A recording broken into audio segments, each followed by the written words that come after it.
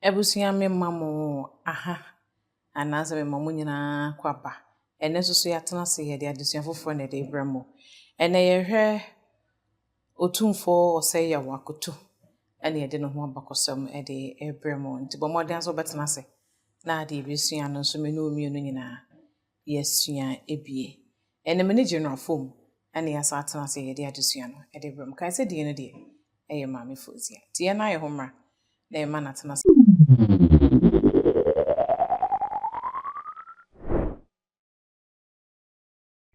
General, madam me mo atase yo. Na ene de wo ho te sei. Ya me adom na me ho ye na wo so. Ya me adom so ho ye. Nye de watade de wo kɔ na me di wachi age. Ewe ne so ya sa de adesua foforo. Na wo sɛ yɛ wakoto. Adesua mo ne yɛsua na sɛ ɔna yɛ ɔsante hina wɔtɔ so enso ana awotwe. Enso. Okay. Na sɛ aba beduru nso nso. Madam obedi to obedi ade sɛ ɔsante hina brɛbɛ. Ono ne asante hina wɔyɛ kwando ya domba na ona etwato a obedi asante hina. Na ne nua no call ne kreti January 1824 no. Sabre no ho na ba boso no mienu achi ne ade ne si hina. That's na ne nua ene evenze Osebonsu. Na Osebonsu nyina ne nyina no no popofi o mu nyina ma me ba ko. Na me kro na wo mu nyina. Okay. Na obedi ade no odi ade mfisia edu. Na nisu ene Osebonsu su no nso nya wontam. Na Osebonsu no e wa abotre. Na we ndi ono no ba na sa abotre woni bi. Na de tell say asante ni bi aba nema obisia no ene kire se de wonsi nye wonsi tutu ne nema mfa wa so nema se de nema na sisi ano na e bi e befa na se nti ono ba ye no se na ni nua panyin no akoko ntokwa bebrebe ti no ba hu se na rechereche bi kokko so empona no ho eye nsamanko tokwa na eye makati ti ekoye na mpo ano fo no guso ye rechereche nti o cheda fa na pamfo no ekotena Cape Coast etena ho abe abosom nso na obia ntimi bibia na ho ayedi nti ho no ye se na asantefo ne nkranfo eye namfo a omo nkontokwa na aye ne ya se samanko tokwa 1824 no asantefo kota eye nkranfo ekota afantefo ne Britain abofo na chi ene asante betusa so say obeto mo so re. Okay. Nti obedi ade no onya mfie san ansa na wo ma na pamfo ne biya kwakɔtena Cape Coast. Odi be afe ne abosome be 9 no. Okay. Nti ye ka Cape Coast abia na enum ho yero asante hene call Ogua fashion. Efie nu ana ewo ho no ane acho ho Ashanti House no. Na yese fie na na efida da bititi fie pa. Actually yese asantefo bi kotena ho nti se ebe hu fi kro na kotena mu na esi akoya ho hwehwemu. Okay. Na we ne de na okọ se ohun sankofo bi person ye rebel some person tie fie. Nti kotena ho obe ya abosome so na hu so aso bia ntimi nkyere so ebe ma na yese nkranfo na do aye no beto mo so re. Na samako ntokwa na chi no enyiri si abrofo yese nko be san komo chi ese ni gwa se momo no mo omo brofo bi omo de kire omo de cancer fa bi before ho ayatemidi ebi ne ye ka tribe tribe ayatemidi ma nkrofo mo ni miye nkeka mo na ye ha no mfonso aye ne se tribe se kasaku ebi wo he ba mu kura na omo ka tribe na ne jira ma abusuaku omo nyina free nipa ba ko ase e ka judafo no a na omo nyina ye Israel na say Jacob ba no ne from tribe nti na omo frɛ natives na omo kan ma ne tantan say kofu bi wani miye te say natives ne aborigines a ne ma no bi na omo use de ma ye ayo ha nti omo wa say obi ti sa aba be omo sinkunim nti omo yesa nkomo ko omo nti na mpo anofo no sere omo se yesere mo a mokwa krofo yi ma ho to ha nti mo tena ha na mo wa me ni om so na mo tena ha ɛno abrɔfo no yɛ ho hyɛ mu ɛwɔ nyirisi abrotiri landing ɛbo a mo ho de akofo ɛba sɛ ɔmo ne asantefo medi on na afi eniguase na asantefo de ama ɔmo no ɔmo bepo mu din nti ɔmo kɔ sɛ akofo bebree ba ɛpona no hɔ nti bro mo te sɛ asantehene ɛpɛso no ɔno mo kono ɛna mpoanofo ni bi ɛkɔka kyerɛ ɔmo sɛ asantefo no kontɔkwa no wɔ kwayem na kwayem de ɔyɛ den ɔbɛdi osunkunu nti na ɔmo di makati so no nti ɔmo menko ntɔkwa no wɔ asase pradada so anya kwaye nti ɛba sa na abrɔfo no so boa ɛyɛ mpoanofo no ano akyem ɛboakwa akyem bosome akyem kutoku akuapem ɛna nkranfo ahodoɔ no yɛka nkranfo ahodoɔ na sefri gamashi tema osu nungwa ɛkɔ dangwe fo te sɛ bia ningo pram sha osudoku ada manya krobo yilo krobo nti omo enyina no ene nkrofo abrofo ndo mo free akwantu mu ba ya mo free Caribbeans no te say Trinidad and Tobago ne Jamaica ena omo de nkrofo bi kra fi India nyina ba ke say India fo ne as omo nya kwadi omo so kunimu no as omo koto omo so re ne de omo kun bia no mo de India fo abefra say on say India no my kese sisi ameno kasa no omo bia no omo do so India fo na tete India no emu acheme san sisi e wo Pakistan and Bangladesh na nyina ka tete India no nti na omo odoma etumi do omko saa ne man omo de san ko firi onom san papa Hausa for any Lagos for nyina do ba se omo ne asante mejina nti ntokwa na kasa no esi da krope ana ye juada ye osana bosme da etosunsun ewo afi apem ahawon twe adunusia Monday 7th August 1826 na say a friend say ekun ben ya sa ntokwa no wokun no kwaye musa hakra na ho no de katamaso na ben krododowa nti bi frɛ no katamaso bi so frɛ no Battle of Dodowa ni nyina yɛ to akro na and as a kind of a friend say you don't know what happened at the Dodowa forest okay sa ntokwa no ho hia omo no nti no Greater Accra House of Chiefs ewo man ewo na na ewo na sa ntokwa no behu a tokwa no omo nyina na asante edi akon no tokwa no koso mu no na asante fo ahemfo no bi empren tokwa no so dedi kan no na mampon ne dwaben ne ahemfo bi ho no mo se na empren tokwa no so ti bi mu anfa omo ho asem yi na yakoba se miscommunication kakra ba because na weapons na abrofo no aboa no de aba na no de ena asrafo na mo asante afa no bi ese ese yensan echi oni ho kwa ba na ma yakoba se sikadwa akodi ayerem kakra nti dwaben he akwasi boaten ene ni nua bema kontin asehene na kofa na efe no entwepani no mkoje sikadwa ne bae di sabra mo di sikadwa ne bre asantene wo seria to share omo no ene obo dwaben na ba so a o ma na bodin oro akoma na kontin asehene so benya oje abo okay enjana ya say ne ku a edikan na o say ya akoto ne ku edikan ene akatamaso kon no ebeka say ne ku a okon ya no ebi okonko ntokwa foforo na ebe ntokwa nketenkete nti ono bae no ntokwa okon ye pa ne sa ntokwa nti ma asantefo ahemfo no bibufu ntokwa na chi no ehento se na omo hu ni se na sa ntokwa no okono bi mu ne ne ho adwene ananya ntokwa na woso nkoko sa na bi hu se hu hia efi se onkwata o machikura na asante edi nkunima wi na sa ntokwa no na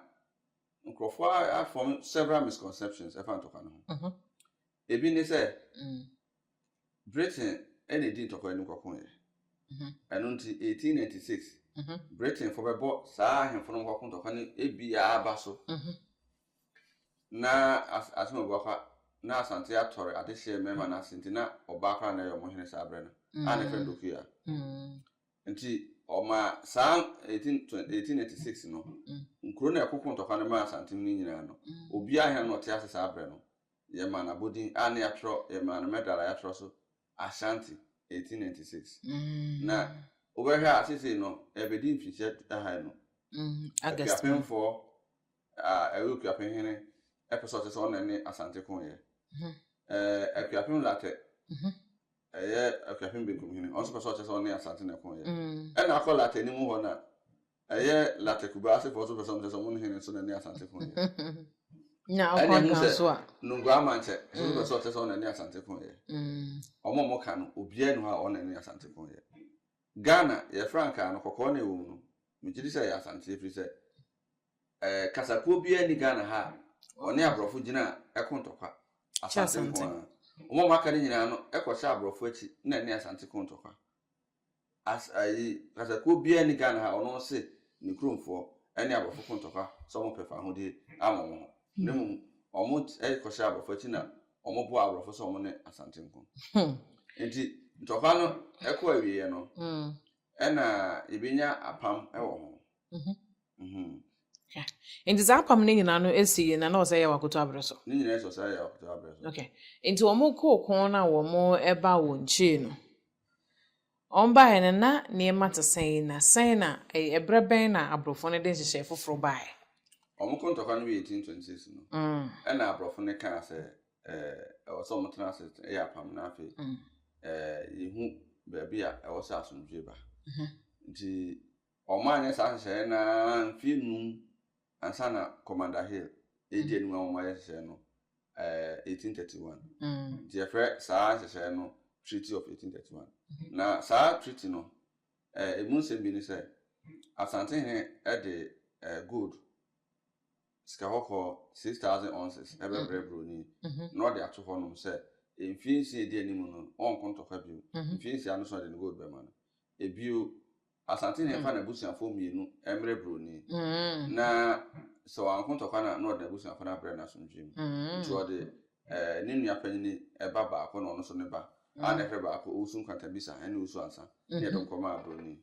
omo eba 1841 and the bedro hoitri ena osane Asante he ya pam se free na ekọ no oditum za Asante he so tumi nemum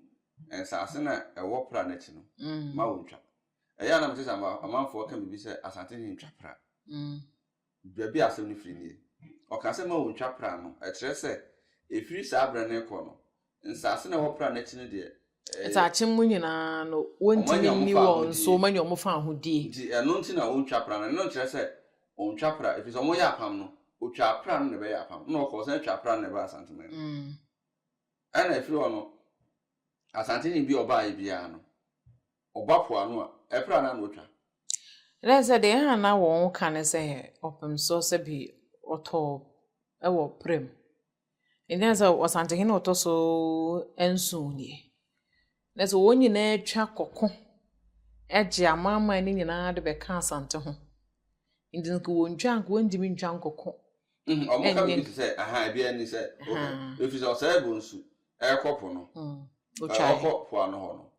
me ni ni se okofro no uye no firi honom na Asante hene kwakudua otoso miensa oko sesses no otwa apra no Prempeh the second etwa apra no Pokua the second etwa apra no enti oduru pra ho no ogunsa amamre oti amamre ase Asante hene ko brekuma yi no oduru tano so eben yanfo no omugunsa wo ho eno chese ontwa tano otwa nsuo kese a oyo hene kese otwa nsuo kese a oni nsuo ne kasa woni mapame do no omu ntam enti oni nsuo no oni ne kasa ne chese ontwa pra enti ho na saa asem no mo se otwa pra ho ne firi ne mo otwa na koba se saa bre ne ko no o ma jomo fa ho de ya na mte se achemfo bi ne akuapemfo bi person mte se o mo sha Asante aseda o mo sha Asante aseda saa to kwa na mo nyom fa ho de okay enti almost a treat in a year bay 1831 okay enti 1831 no mo science attribute ni free okọ no ntokwa kese bi ansara ma ho biem na ebra on se me kan se dwaben ene continental district dwaben bra de bre Asante hene no ena ba for bantam hene wo sa bre no eso kan kire Asante hene se ogidi se sika dwan ho propro no enye ni nyina na dwaben ene ni nuade ba nti ombo ne kwadu na da kure be se da atena se asua nneɛma ɛkɔɔ so wɔ dwaben ɛne asante hene ntam ɛfiri sɛ bra asante ɛba afoforo na mu hɔ no wobɛka dwaben hene ɛdɔm no ne kotwa ntim jakareti na nneɛma na ɛka ho no na Kumase ahemfo empo konfa no chokora gidi sɛ nyina ne bae bi ti sɛ deɛ a ɛda ne nan wɔ dwaben no nti ɛhɔ na suspicion start ba mu nti we no so bɛ tɔ so bio dwaben anantu ɛna ma otwura ntoma no dwaben anantu ana wayi ne sika ɛwɔ ne nan na akyerɛ no nti we no so bɛ kɛ yɛ nsɛm na bɛka ho bi ma suspicion ba na emu hɔ no ɛna ɔbɛma bi ɛkɔba sɛ odi bɔne wo dwaben ɛna odwane kɔprɛ refuge ewo Kumase na asante ne kan che dwaben se mo nkunu na yinim de be ma no ha na osan koye dwaben bi e ma dwaben krofo bi chi ne kunu asante he te ye no na ni anya asem ne ho e ma na eyehuhu se asante ne peso beto se dwaben so nti e ma nkuru e ben dwaben no te se oyoko afijase asokore nkuru ni bi wo hon ma no mo hu ne se ase asante man eni dwaben he ni ni amafo gidi kura se omuka se odefo asante kai de odefo ayena eho ni friba nti eho no ka ho ma dwabenfo 1832 omudwane ekope baabi tena wo achim ebuakwa nsase so omukọ no musi onua asi akwafo so asa no moto aso akotena baabi ase fro okofodua no na echi beba omukita ndi ntom kotena wo kakra ema ebedu baabi no ohemfoforo beba ama ono makasa ama omasa ba omunchi okay nti when that na say wakoto abreso no na so omode omode skedwaba he ne ho mpempena de bia na eka ho no eno na efense bantama he ne sebi obepre ohina so achi ema ne ya ebona ma ne se ebia ma so se osemu ade omocha ahemfunu nyomo de askedwan so nyono ane de ti se skedwa ekoba bia ya na ono so ne dema eka no na ono ebra omokuhu skedwa no na omo de hi omo omu ne se wo se omo de skedwa ne ba na enso e ba ye no so mo fa ya no man fancy no de mintimi nkire na ba ma hene kire se wo giri so mo fa me hu se akafenfo san aka me bi se omunya ntakrache no munya oju na ese asante hene no munya ojura yeti asante mem ha no asante hene nhye ntakrache ni pomponsuo na ehye ni pomponsuo enem se wa ahemfo bi wo hon ma me nkai wodin omo so hye asante ne bia no ha wo hye ntakrache omunyina ye jasefo nti mete se omo kan sa asase omunya ntakrache ne firi asante ne so omo ebi omo tin ase na asante ahemfo ni bi na hye na asante hene on hye ntakrache okay nti omunya aka eno mo ase omunya odwura ne firi asante ho ye de ye twadwura eno obi a aka bia asoso si odi dwura nti a kire behwe nsonso ye da saa ne manentem okay enti na yo say akoto assign bond ni wieye no anaso o sign treaty ni wieye no edi ne si ye kire e wona henem de si ye ne dwabenfo e baaye no eno achi no ya nhyerante bibi foforo sonko bia kopenso ko ne krachi eye 1834 nesa wo hwe ono na henie wo hwe na say wakoto henie no a so o di free opem so ba besi ne so dia na say ka say ono ene ba kwa no ye kremoni no tomo mum na osai kwa me si bebu nso aso mienu na anche ayiso anche opokufufi anche kura osai kwa me na no ye kremoni no che odi ade free 1777 ekopem odi ade bro 20 years nemu ono akata na anyini anche owu ye no obe 32 33 obebi wa ase anche okay yeah enti ofiri mu no na fence na o say wakoto ofiri mu no ezo odi ade mfie du no sabre na ohema be na net akonya so say ohema na ne maame a na ne nua ba amasewa hema enam say afia safon na be chebehwe so mo maame wu ye no omo maame kwadu yadom wu ye no omo nua ba obedi ade no omo tu na ade so ansa na chi omo sa ade omo nua from be di ade nto mo so ma hema na anse danche okay example so no wa ma akonya bia mfa kan eye nkonya ne wo hodada no ho Dabi joba be di na ade no na ba ono so bebo akonya foforo. Okay. Inna sende no yemfa na no say wakoto adesu. Eso no na adesua no niwa mienu pa na si dodo wan tokwa no. Na Treaty of 1831 no. Na dwabenfo efiri asantemam kwatena atemam akwa asase so no. Eno ne niema kese be miensa isi na abreso. Yes, and anonymous de ni no obi aba ne de enso so edanso. Wada my day adesu ani ba na we de na odi twato mai. Dem di twato an se okuro me ne ekokon santokwa ne bi. Na pese okanfo na obi ansi kwan. Na so bia no kreda no momfa nto. Omo bia no ha ona na ne asante ko. Na omo shomo chi keke. Jo. Reda se. Adesu an ya sha se de bre mo fe na wotwe emunie no. Ya fefe opumso setu. A wodi kan ba bisi opumso setu to so emienu. Ewi a na ya hwe na nya akukusia mo sante hema wodi kan. Ebepem na nakonedu ya to so emiensa. Asante adesu yanko a. De adesu wi ba se de be ya. Ebehu eko ahodo a. Nananom kondeji asante mensi ho. Eni de enti asante kukuru. Abepem sa abre ya. Bibi entimi enwu asante no. Anything that I tell us the addition, but to guys subscribe to Asantamine Blogs. Ube follow Asantamine Blogs, not subscribe to Alando Media. TikTok consume share or honor.